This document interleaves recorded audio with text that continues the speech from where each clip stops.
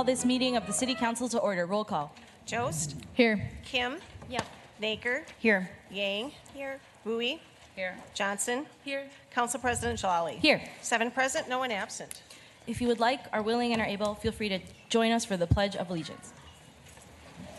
Pledge allegiance to the flag of the United States of America and to the republic for which it stands, one nation, under God, indivisible, with liberty and justice for all.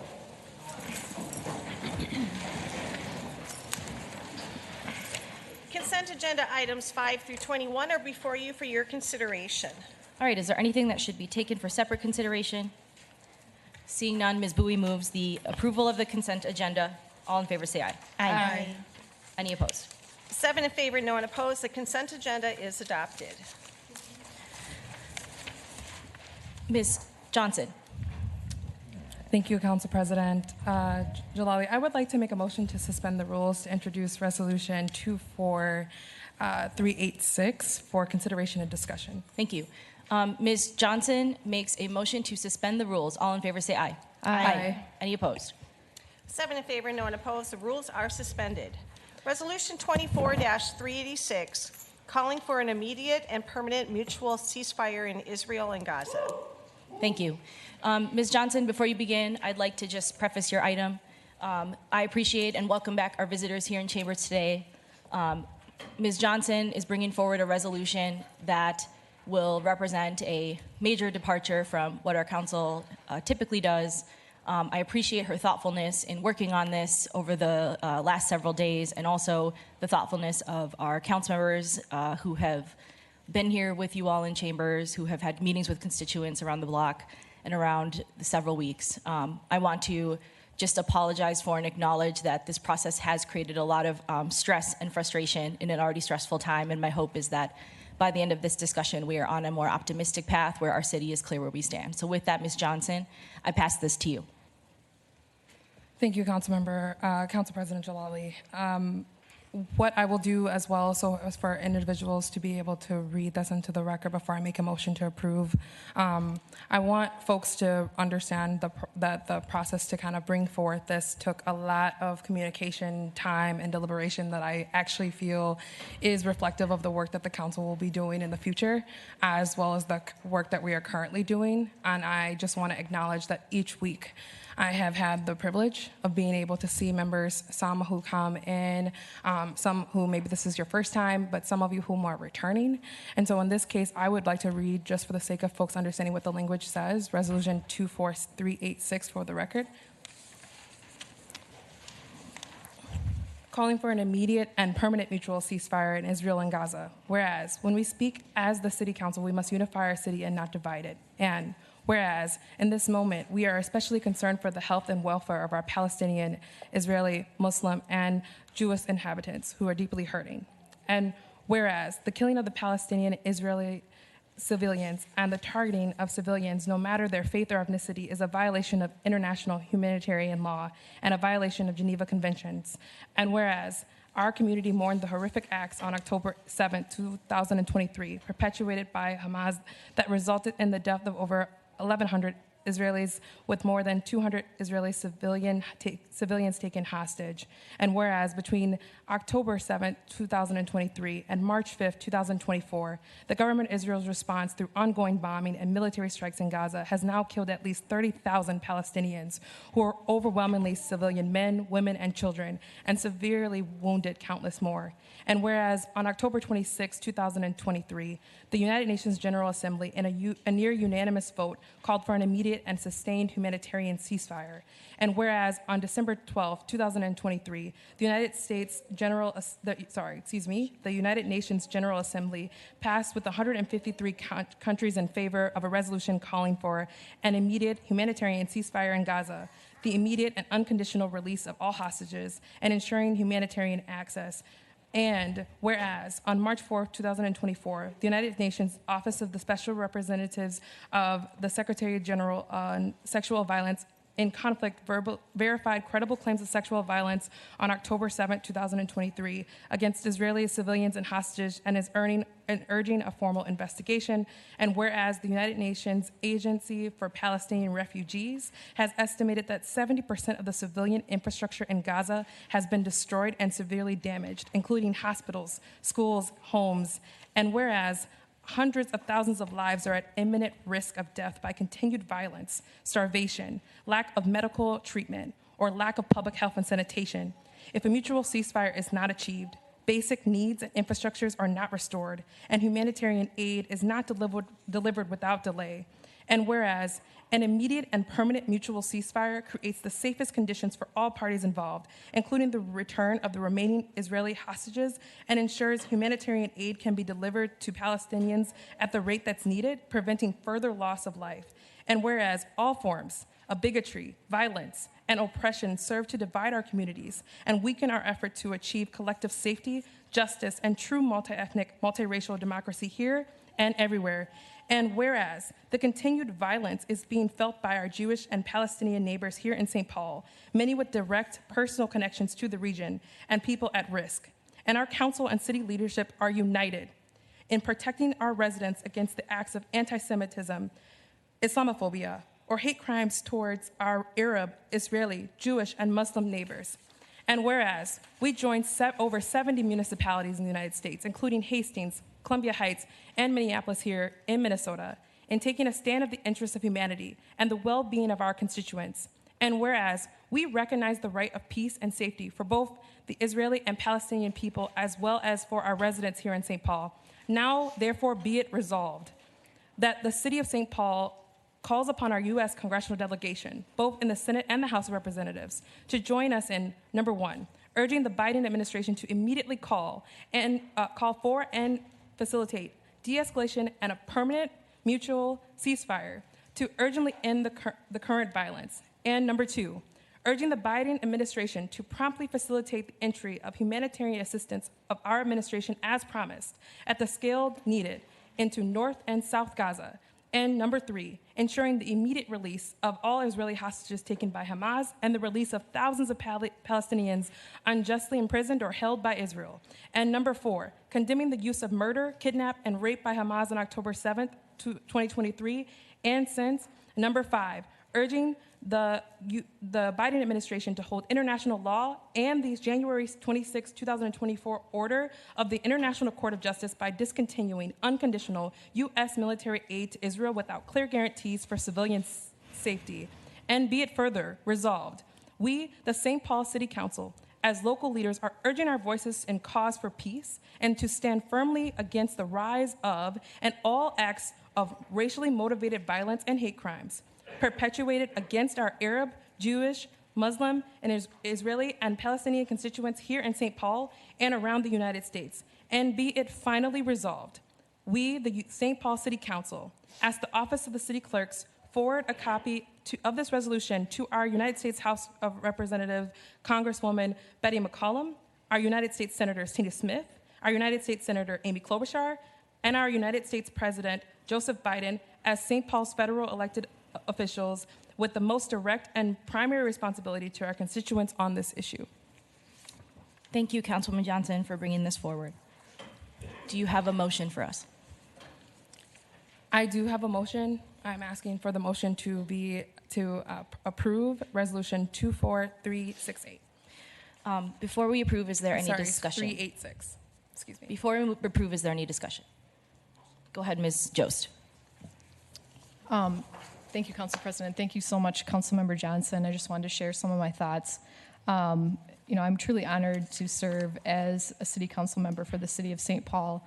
In the first 8 weeks at this new job, I spent a lot of time reflecting on what is my job as a city council member. It's always my job to listen and understand all of my constituents, no matter if we agree or we disagree, and no matter who they are or what part of the ward that they live in. It's my job to find ways to unite our community through difficult times, around difficult issues and circumstances.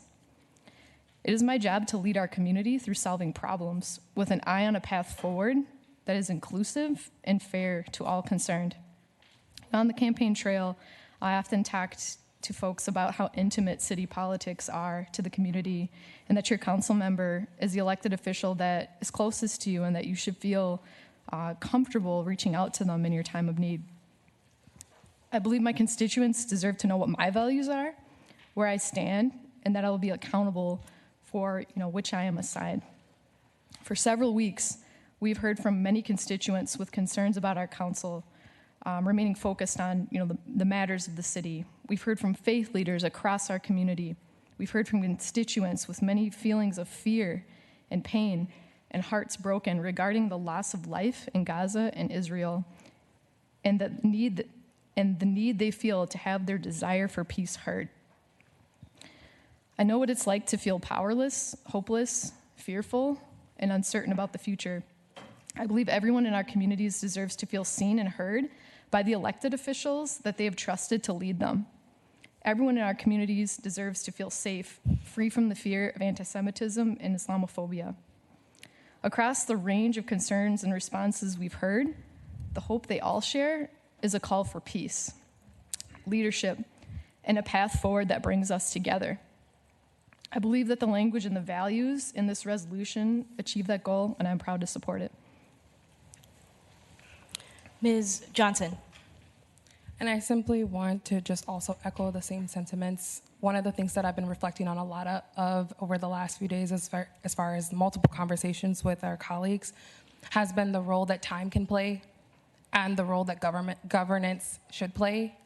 I'm really excited and very proud of the fact that when we had a chance to fully dive into topics of discussion, especially over the last 4 weeks, as it relates to what has been happening, the many lives lost, the many lives taken, we basically have to make a choice as a city council member in my eyes, and the values that I hold, especially for the constituents that I represent. I find that at times, time is actually okay to take when you're developing issues that are so strong, that can move in one way or another, and so often end in divisiveness. I find as a city council member that the language that we have today, in hopes that it will continue to gain the supports of our colleagues, to be a step forward and not a step back, but more so multiple steps forward into what I hope to continue to be the case, both both internationally as well so as locally, and that's unity, that's cohesiveness, that's getting on board and sometimes taking forms of negotiation in order to not have divisiveness foster in multiple places. And I want that here in the workplace. I want that for our constituents here in St. Paul. And when we look at that, what that conversation can look like, it's not just a yes or no often. Usually, it's what is in between and where are the places that we can actually agree on, because I hear you say a lot of things. And so I've tried to find, and what you even see here is a direct result of that. It wasn't one way or another. It intentionally wasn't a yes or no. It intentionally wasn't to take whatever sides proceeding from places. It was to find the places that not only our council members had alliance, but the community members that you see in this room, as well throughout the city of St. Paul. And so I'm really excited to be able to do my job today, which I think is taking a chance, having tough conversations, putting ourselves out there as well, listening to community members, and being willing to take feedback. And I find that to be the sole job when it comes to a public servant. At the end of the day, we serve over 46,000 constituents in our base. Not only that, we have to answer to a lot of St. Paulites. And I hope the individuals see that in the road ahead, because I see it in this room right now. Thank you, Ms. Johnson, for your comments. Any other discussion on this motion? Ms. Yang, and then Ms. Kim, and then Ms. Bowie, and then Ms. Naker. Thank you.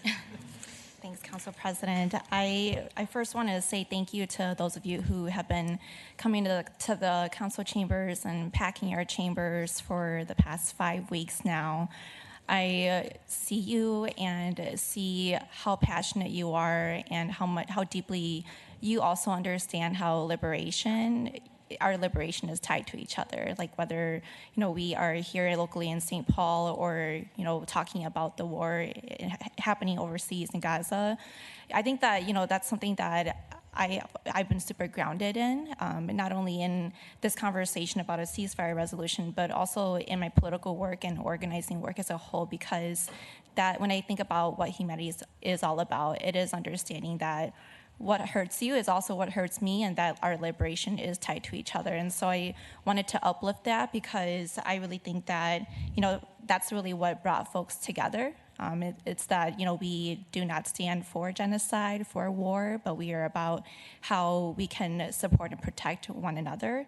And also, really understanding that, in war, there really is no one who wins at all. And, so many of you are super clear about that, and that's why you've been here at the chambers, super clear about your values. And I want to say thank you because it really is that persistence that has pushed our council here to be able to get to this place too. And what I want to just be really candid about, as a council member to my colleagues, is that I'm really proud that we can get to this moment. I knew that we could get here. Also, what I want to ask is, I want to ask for us to not have a repeat of what happened in the past 5 weeks, because working together collectively is absolutely important. And we've done that before with previous resolutions, and it meant that we should have done that for this resolution too. A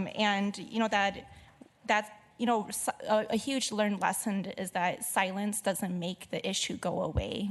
It actually is going to be what energizes people, because people are looking for clarity from what this body wants. And I want us to do better and be better from here on out. That's what I'm committed to, and that's what I also ask from my colleagues too. So I want to share that, today I will be supporting this resolution. I think that it was long overdue for us to be able to get here. But again, I'm proud that we are able to get here today, and that this is not a resolution that is perfect. I want to name that one of the things that I feel is strongly missing is the historical context that the ongoing bombardment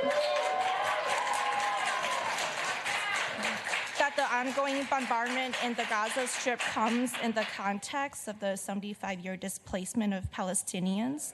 And in 2016, the United Nations Security Council found the settlements in the occupied West Bank, which have gone on for 56 years, unlawful, and the 17-year blockade of Gaza.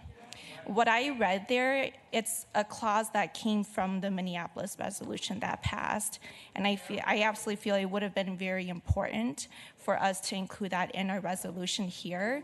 But you know what? Even though it's not in our resolution here, Excuse me, please let us finish. Thank you. Here, I want to say thank you to our colleagues in Minneapolis and other cities who had the courage and the boldness to be able to name the true historical context that needs to be uplifted. And I want to name that for me, Excuse me. People are respectfully listening. Please model that too. Thank you. Is that this is about liberation of all people, and that we cannot, reach liberation until it's also Palestinians who are liberated too. And so I want to say thanks to everybody for your work in getting the council here, for the clarity that you bring to the table, and that I'm really proud to be a supporter of this resolution. Thank you, Ms. Yang.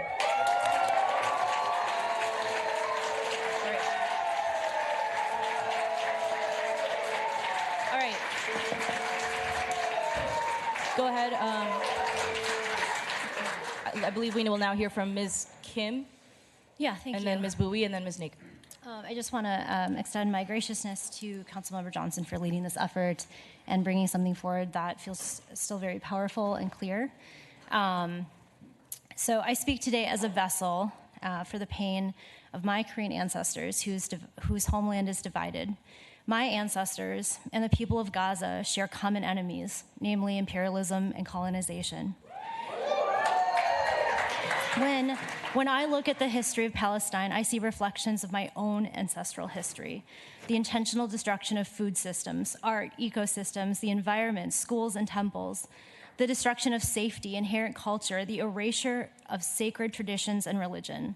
My Korean ancestors revolted against Japanese occupation and US imperialism because they deserved liberation. Palestinians deserve the same.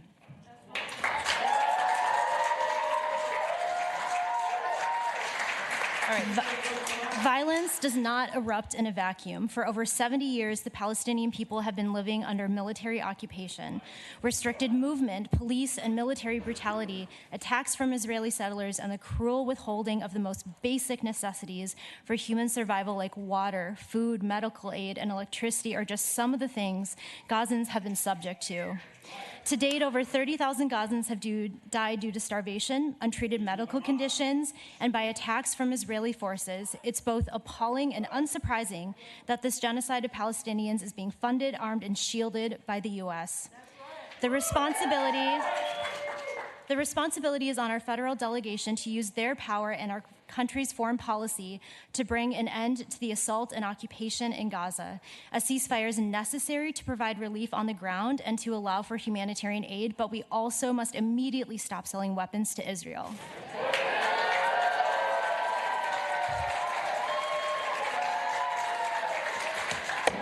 Thank you. I want to be clear. I know there's passion. I know there's. I just want to keep things in an orderly fashion so we can hear these important points. I really do appreciate that there's a lot of emotion in the room. Thank you. Just want to make sure we can hear people. That's all. Go ahead, Ms. Kim. Our collective humanity is responsible for raising our voices, organizing effectively, filling the gaps in our political education, and building a sense of collective responsibility for our neighbors here and abroad. We know we do not gain freedom by appealing to the conscience of our oppressors. Every single one of us must do everything we can, whenever we can, however we can. This last year, I've been centering grief as a point of entry to much of what is happening in the world. So many of us grieve, not for what we have lost, but for what we have never had. From my ancestors to the people of Palestine, free, free Palestine. All right.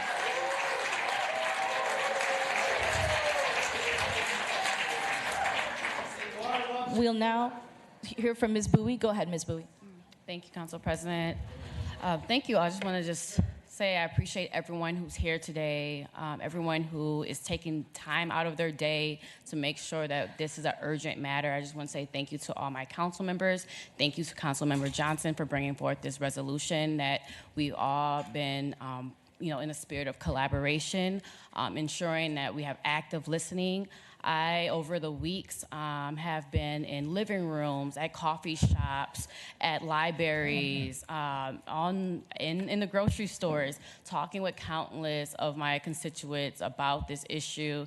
And I just want to make very clear that this is not an issue that I had to ignore. This is not an issue that does not matter. This is an issue that needed time to process to ensure that I am using my powers accurately, and I'm also giving the time for us to have compassion and empathy and ensure that we are going through every single chain of command when it comes to making sure that this issue and this resolution is not only passed, but has the support that is necessary for the children of Gaza and also our brothers and sisters, our Jewish brothers and sisters. Everyone I've talked to have had a common thread, right? A strong desire to stop the killings of civilians in Israel and Gaza. I haven't met anyone that says that they want to take a stance on either side. Everyone I've talked to said that there are human beings who did not sign up for war who should not have to be casualties of war. There are also human beings who have said that we should not expect children to distinguish bread from bombs. And in the same way, growing up in St. Paul, I should not have grown up having to distinguish gunshots from fireworks, right? Violence everywhere is unacceptable. Early on, I'll be honest and transparent about my journey. Early on in my journey as a councilwoman for St. Paul City Council, I strongly believed that this issue was something just for Congresswoman Betty McCollum, right? Or this issue was for something for U.S. Senator Tina Smith, or this issue was for U.S. Senator Amy Klobuchar should address. But during my campaign trail, not once was I asked about this form of action or how the council would take this up. But I am not an expert on war. I am not an expert on foreign affairs, but I am an expert on humanity. And I think all of us understand the gruesome crimes against humanity that we have witnessed: starvation, killings, rape of Jewish women and babies and burning. Please stop yelling over people speaking. This is not respectful. Our council is working to play back what we have heard. If you continue to speak over people talking from the chambers, I will ask you to be removed, whoever you are. We are trying to make sure everyone is heard. Thank you. Go ahead, Ms. Bowie. Thank you.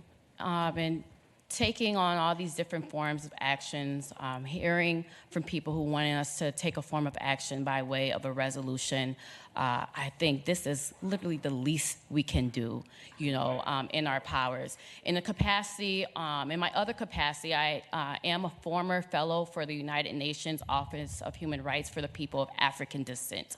I have maximized all the ways that I can lend my voice to that by submitting testimonies to the UN, alerting our Forum of People of African Descent to address this issue.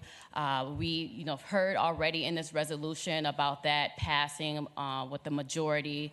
Many of my colleagues through the UN and Office of Human Rights have asked for, for people who are in this room who call themselves activists to have equitable attention to all genocide, right? To the genocide of the Africans in Congo, in Nigeria, and Malaysia.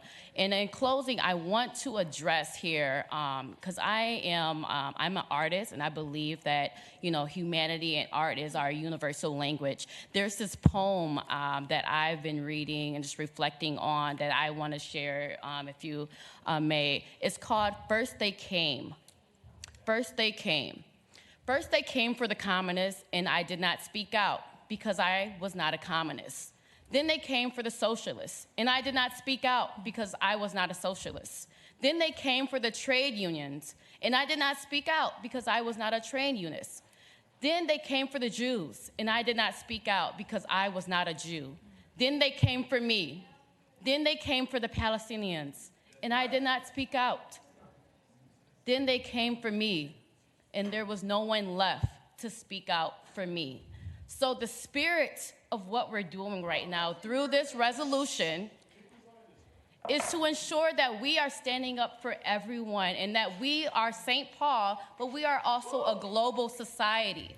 We are a global citizens. We have family members all across the globe. And the people who are here with signs, that came here with signs saying that this is a local issue, there is truth to that. Because we are a global society, and when there's an attack on one of us, there is an attack on all of us. In the process of drafting this resolution, along with my colleagues, has taught me the incredible amount of grief and trauma and pain that many of our family members are holding. And they should not have to hold that alone. And they're experiencing and witnessing the most gruesome crimes against humanity, and has taught me the importance of our services here in St. Paul to ensure that people have access to information, people have access to the internet, people have access to safe spaces, and people have access to send their grievances to where they should have bear their grievances. A ceasefire resolution is an ode to the people power that has grown in this room to ensure that we cannot wait any longer. Enough is enough. This war has gone too far, and this is not a stance on Israel or Gaza. This is a stance for humanity. And I just want to say thank you.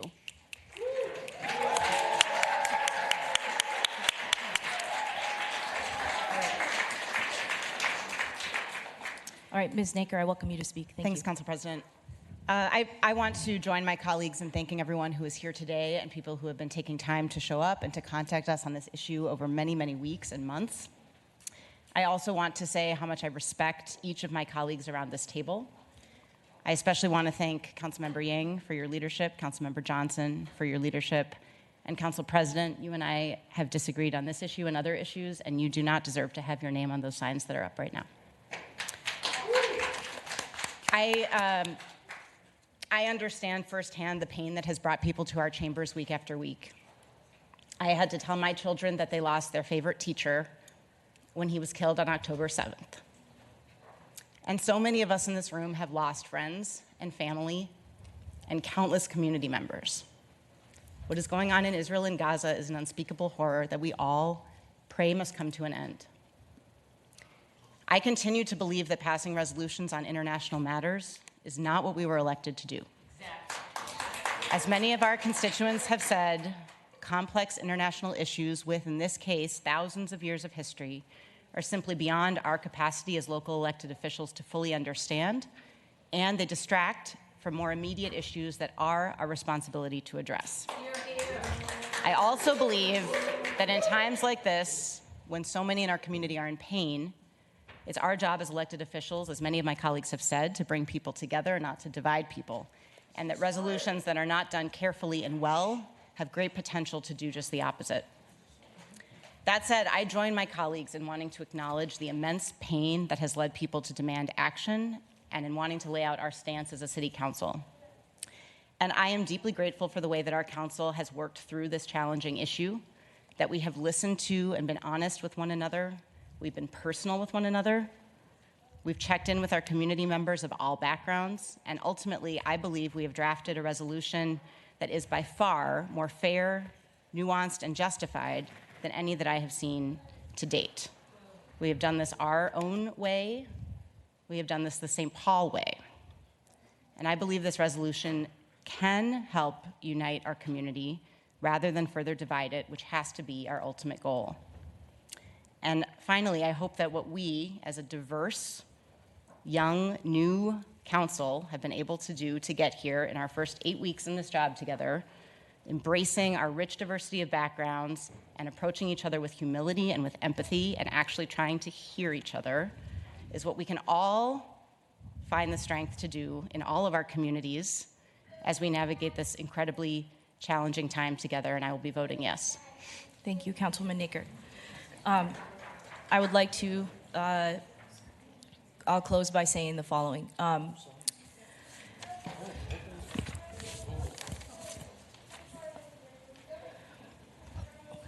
It's been a really,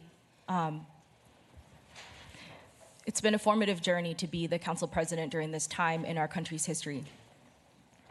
As a Middle Eastern American person, as an Iranian and Korean woman, my family shares the heritage that Councilmember Kim described.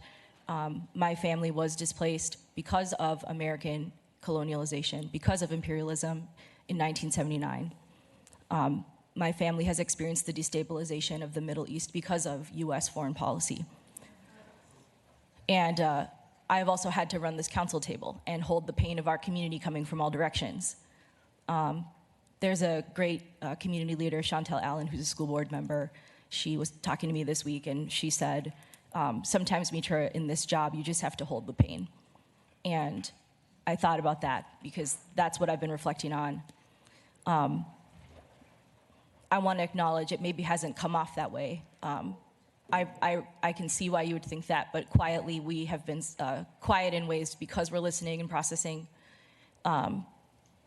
because we have been looking for a way to send a clear message that both twin cities support a permanent mutual ceasefire. Both twin cities expect our federal government to take all of this anguish and to make better choices, better than the past foreign policy they have wrought, a foreign policy that I'll speak for myself, I believe, to have been essentially funding crimes against the Palestinian people and occupation, turning a blind eye, allowing journalists to be murdered, and saying nothing as democracy erodes in the very government of Israel. And this is a time to be brave right now for our United States representatives. This is a time for a president to be brave, and I know that Minnesota sent a message yesterday with 46,000 voters who said we are not committed.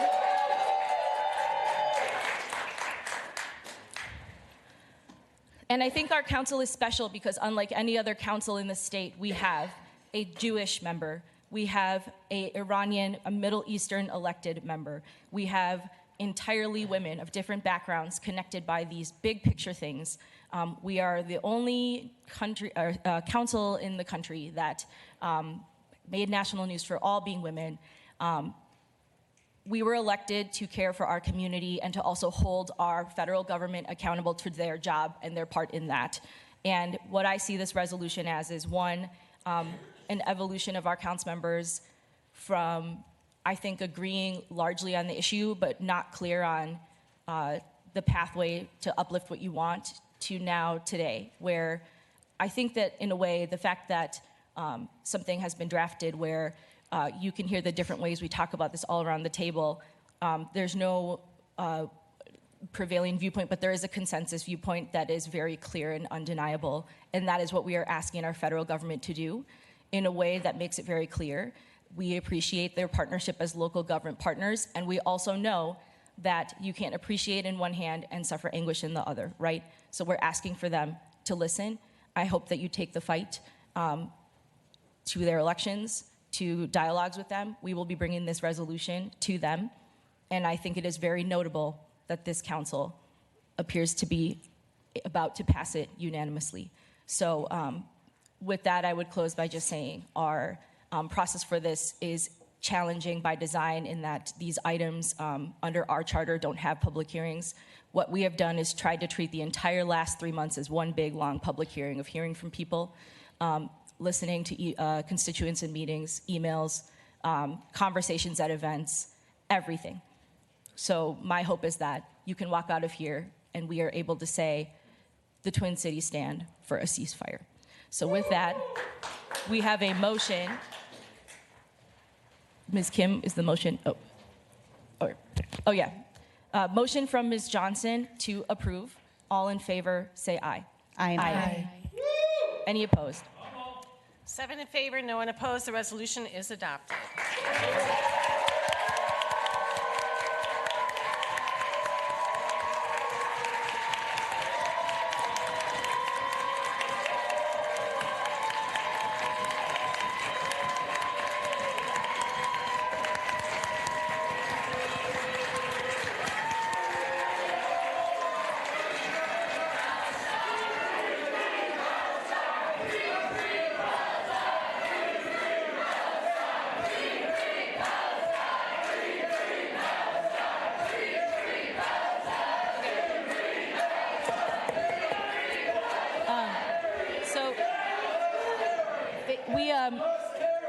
Excuse me, please be.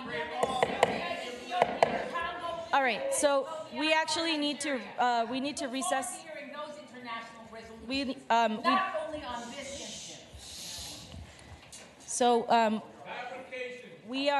are now moving to our next item. As you can see from our agenda, we are going to be voting on funding for municipal garbage trucks, and so you are.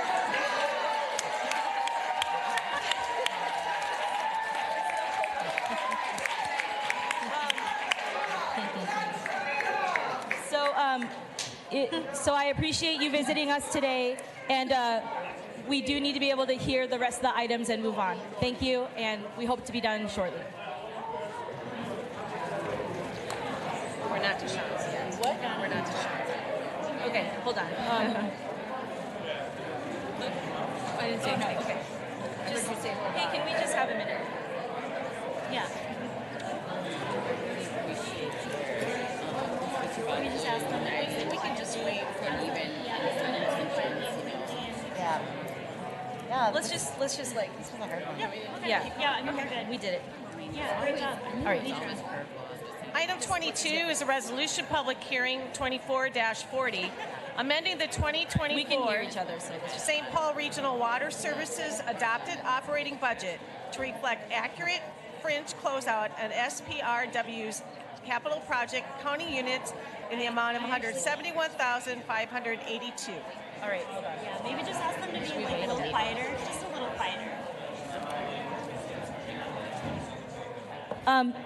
Members of the community, I really appreciate you. If you would not mind just finding your way to an exit, or at least just so that we just can't hear our item we're voting on. Thank you so much for being here and for your passion. All right. Great. So I read it. So can you reread it? Sure. I will. It's all good. I will reread it. Thank you for being here. خداحافظ سیما جون. مرسی که اومدی. میبینمت. Once بهتون again, حرف میزنم. خب. item 22 is RESPH 24-40, amending the 2024 St. Paul Regional Water Services adopted operating budget to reflect accurate fringe closeout in Regional Water Services capital project accounting units in the amount of $171,582. This is a public hearing. Is anyone here to speak to this item? Sorry. To trash. Seeing none, Ms. Naker would move to close the public hearing and approve. All in favor, say aye. Aye. Any opposed? 7 in favor, no one opposed. The public hearing is closed and the resolution is adopted. Item 23 is Resolution Public Hearing 24-45, approving the application of University of St. Thomas Aaron Whipke Campus Life for a sound level variance in order to present amplified sound on May 17th at 2115 Summit Avenue, University of St. Thomas Lower Quad. This is a public hearing. Is there anyone here to speak to this item? Seeing none, Ms. Kim would move to close the public hearing and approve. All in favor, say aye. Aye. Any opposed? 7 in favor, no one opposed. The public hearing is closed and the resolution is adopted. Item 24 is Resolution Public Hearing 24-46, amending the financing and spending plans in the Department of Parks and Recreation in the amount of $813,236 to reflect additional 2024 funding expected from Como Friends. This is a public hearing. Is there anyone here to speak to this item? All right, seeing none, Ms. Jost would move to close the public hearing and approve. Sorry, all in favor say aye. Aye. Any opposed? 7 in favor, no one opposed. The public hearing is closed and the resolution is adopted. Item 25 is Resolution Public Hearing 24-47, authorizing the Police Department to amend the 2024 budget to accurately reflect the award of the 2023 COPS and micro grants, community policing development in the amount of $175,000. All right, this is a public hearing. Is there anyone here to speak to this item? Seeing none, Ms. Bowie will move to close the public hearing and approve. All in favor say aye. Aye. Any opposed? 7 in favor, no one opposed. The public hearing is closed and the resolution is adopted. Item 26 is Resolution Public Hearing 24-48, amending the 2024 operating budget, financing and spending plans in the Department of Public Works Solid Waste and Recycling 2024 Special Fund to make planned investments in solid waste services collection vehicles. And now we welcome the biggest item of the day. No, just kidding. Tread lightly. It's just, sorry, some levity. Mr. Kershaw, welcome, and we are eager to hear a staff report from you on this item.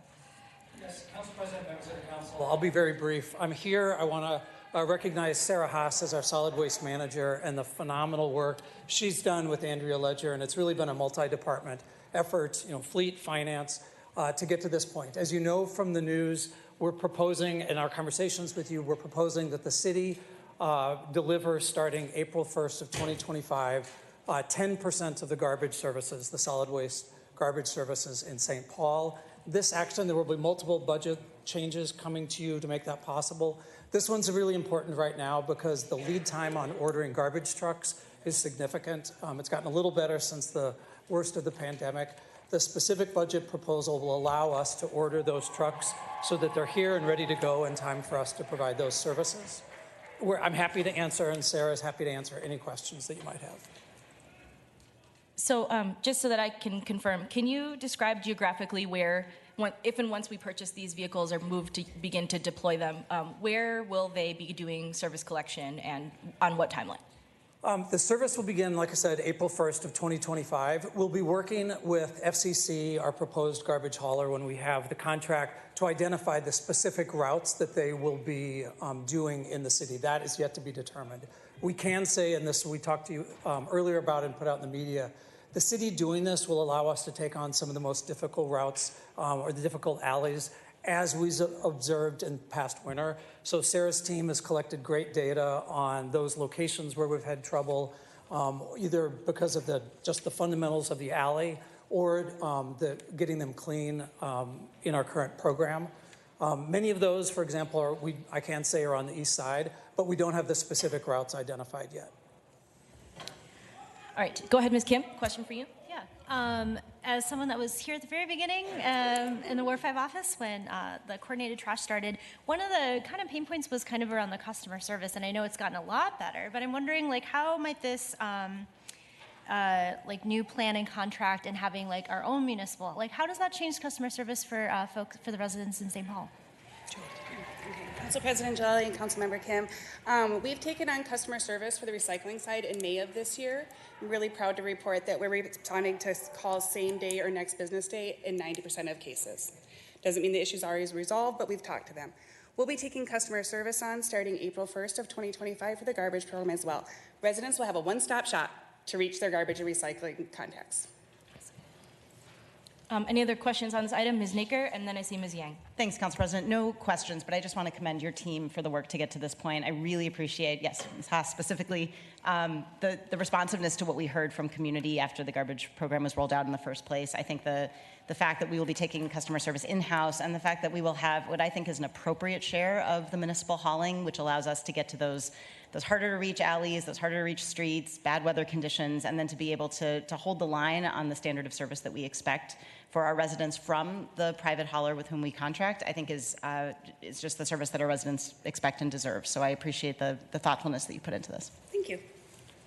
And then I believe Ms. Yang, and then Ms. Johnson. Thanks, Council President. I don't have any questions, but wanted to say thank you, Director Kershaw, to you and our Public Works team, and also the Mayor's Office for working on this proposal, and also bringing in council members to be a part of that conversation too, because it is our residents, who are going to be benefiting from this. At the same time, they're also going to have questions too, like for the ones who we're piloting, doing the garbage hauling for. I've already shared with you my support for this, and also that I would love to see this, citywide as well. I think it's really great that these are also going to be union jobs that we're bringing in for the hauling too. So it's all around, it's going to be a really huge benefit to St. Paul. Great. Did I see another hand up? Go ahead, Ms. Johnson. Yeah, I was just going to echo that, I'm really appreciative to you all and your team, as well as the mayor, in the willingness to come out to community members and have those conversations. So I know we don't typically do activities, but I am genuinely excited for the March 26th conversation for Ward 7 residents at Dayton's Bluff Rec Center, and then also just to talk a little bit more about this for community members. That's a really important piece for me. And so just looking forward to being able to support in that way, as well as fostering that transparency with community constituents. So, great. Any other discussion before we move approval? Or first public hearing? All right. This is a public hearing. Is there anyone here to speak to this item? Okay. Seeing none, Ms. Yang would move to close the public hearing and approve. All in favor say aye. Aye. Any opposed? 7 in favor, no one opposed. Public hearing is closed and the resolution is adopted. Legislative hearing consent agenda items 27 through 35 were before you for your consideration. Ms. Mormon, are there any items that we should read separately today? Council President Jalali, I'm not aware of anyone here to testify on a legislative hearing item. All right. Well, this is a public hearing on the balance of the legislative hearing consent agenda. Is there anyone here for items number 27 through 35? Okay.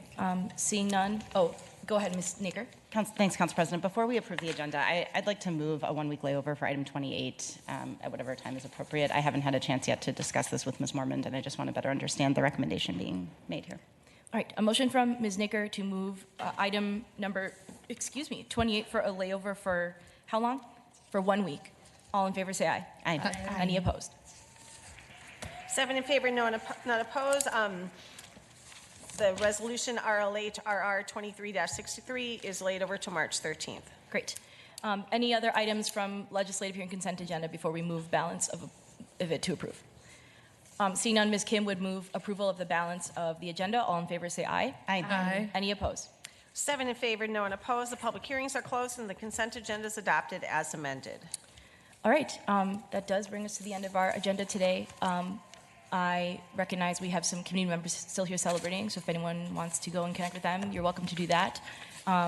This has been a conclusion to several weeks of a lot of just things that are not usual here, but I also just want to thank our community for their patience with us and sticking with us, people who didn't come to Chambers but reached out.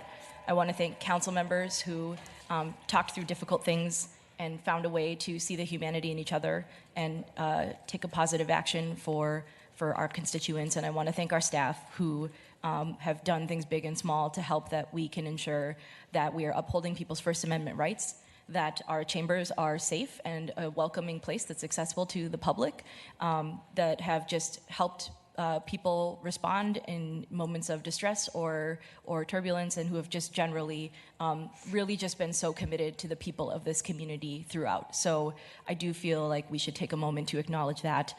And If there's nothing else to come before us today, thank you for everything as part of this meeting, and we are adjourned.